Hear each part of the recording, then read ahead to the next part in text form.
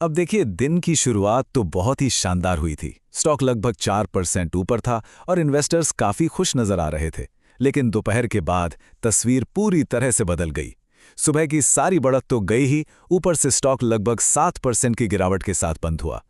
मतलब एक ही दिन में इतना बड़ा उलटफेर, आखिर क्यों? इस पूरे उतार चढ़ाव के पीछे की वजह सिर्फ एक है। CERC यानी कि सेंट्रल इलेक्ट्रिसिटी रेगुलेटरी कमीशन की ट्रिब्यूनल में हुई आज की सुनवाई।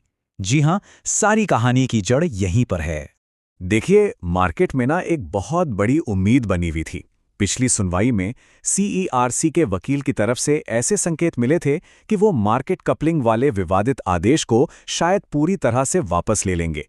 और बस इसी उम्मीद के दम पर आज सुबह स्टॉक में इतनी जबरदस्त तेजी देखने को मिली थी। लेकिन हुआ ठीक इसके उल्टा। सीईआरसी ने एक नया हलफनामा यानी एफिडेविट फाइल करके सबको चौंका दिया। इस एक डॉक्यूमेंट ने ना सिर्फ कुछ कानूनी शब्दों को बदल दिया, बल्कि पूरे मामले को और भी उलझा दिया। और बस यहीं से मार्केट का मूड एकदम से बिगड़ गया। और यहीं पे मामला और भी दिलचस्प हो जाता है। सारा का सारा खेल जो है ना, वो दो शब्दों के बीच के फर्क का है। पहला शब्द है ऑर्डर और दूसरा है डायरेक्शंस।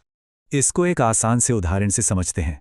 ऑर्डर का मतलब है रेड लाइट, मतलब आपको रुकना ही है, ये कानूनी तौर पर जरूरी है। वहीं डायरेक्शंस कुछ कुछ येलो लाइट की तरह हैं, एक तरह की सलाह, एक हिदायत, पर वो उतनी सख्त और कानूनी रूप से बाध्यकारी नहीं होती।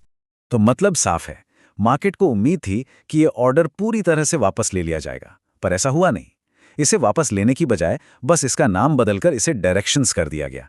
मतलब इसे थोड़ा नरम बना दिया गया। तो जहां पर क्लैरिटी आनी चाहिए थी, वहां कंफ्यूजन और बढ़ गया। हाँ, लेकिन इस पूरे नेगेटिव माहौल में ट्रिब्यूनल की तरफ से एक छोटी सी राहत भरी खबर भी आई है। ट्रिब्यूनल ने साफ कर दिया है कि मार्केट कपलिंग को फिलहाल लागू नहीं किया जाएगा। मतलब जब तक इसके नियम और कानून पूरी तरह से बन नहीं जाते, तब तक के लिए इस पर रोक लगा दी गई है। ये एक तरह की फौरी राहत है। तो सवाल ये है कि अब आगे क्या होगा? चलिए, आने वाले दिनों की जरूरी तारीखों पर एक नजर डालते हैं। तो देखिए, आज 10 जनवरी को तो ये नया हलफनामा आ गया। अब सीईआरसी को अगले 7 दिनों के अंदर कुछ और डॉक्यूमेंट्स फाइल करने हैं। और फिर आएगी सबसे अहम तारीख, 19 जनवरी। इस दिन मामले की अगली सुनवाई होगी और जाहिर है अब सबकी नज़रें इसी पर टिकी रहेंगी। तो अब सबसे बड़ा सवाल यही है कि क्या 19 जनवरी तक आईएक्स के स्टॉक पे ये दबाव बना रहेगा? क्या ये अनिश्चितता का माहौल ऐसे ही जारी रहेगा, या फिर निवेशक इस उम्मीद में रहेंगे कि अगली सुनवाई में शायद कुछ पॉजिटिव निकल कर आएगा? खैर, इसका जवाब तो हमें 19 जनवरी को ही मिलेगा।